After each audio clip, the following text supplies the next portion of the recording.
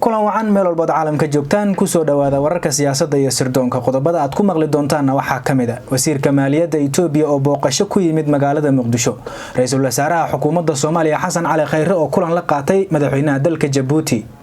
la taliye hore amniga qaranka Mareykanka John Bolton ayaa waxa uu madaxweyne Trump ku eedeeyay in uu China ka codsaday dib u soo noqoshadiisa dawladaha Mareykanka iyo Shiinaha ayaa dhinacooda ka wada hadlay la dagaalanka cudurka coronavirus qodobada iyo kuwa kale ayaad ku daawan doontaan iminkana Mareykanka John Bolton la taliye hore dhanka ammaanka madaxweyne Trump ayaa ku eedeeyay in uu Shiinaha ka codsaday dib u soo noqoshadiisa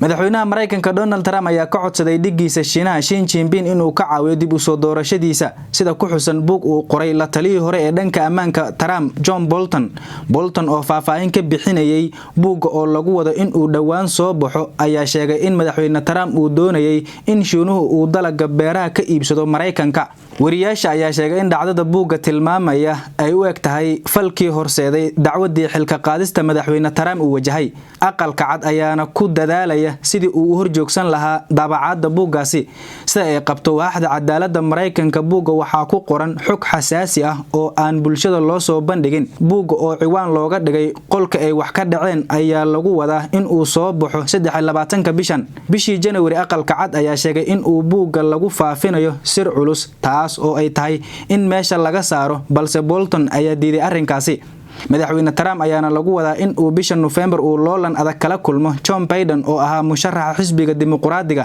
ahna madaxweyne ku-xigeenkii hore ee Barack Obama Mareykanka iyo Shiinaha ayaa ka wada hadlay xaaladda COVID-19 dawladaha Mareykanka iyo Shiinaha ayaa yeeshay wada hadallo ku saabsan sida ay u jiri karto daahfurnaan la xiriirta caabuqa coronavirus xogayaha arrimaha dibadda Mareykanka Mike Pompeo ayaa kulan la qaatay diblomaasi sare oo matala Shiinaha laguna magacaabo Yang Jing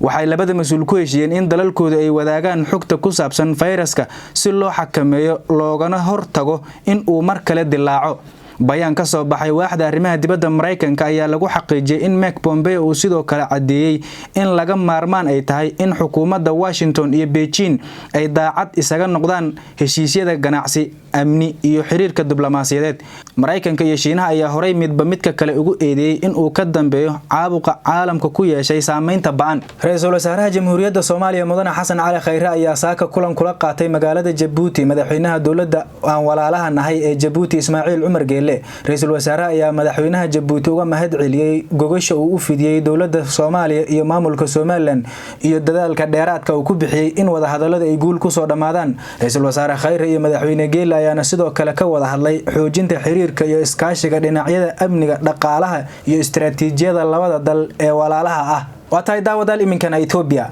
wasiirka maaliyadda Itoobiya Axmed Shide ayaa booqasho aan la sii shaacin maanta ku yimid magaalada Muqdisho ee caasimadda dalka Soomaaliya wasiirka ayaa iminka kulamo gaar ah la qaadanaya madaxweyne Maxamed Cabdullaahi Farmaajo iyaga oo ka wada hadlaya waxyaabo ay ka mid yihiin xiriirka labada dal qorshaha isu socodka geeska Afrika isku xirka iyo horumarinta kaabayaasha dhaqaalaha hirgelinta heshiisyadii labada dal iyo iskaashiga amniga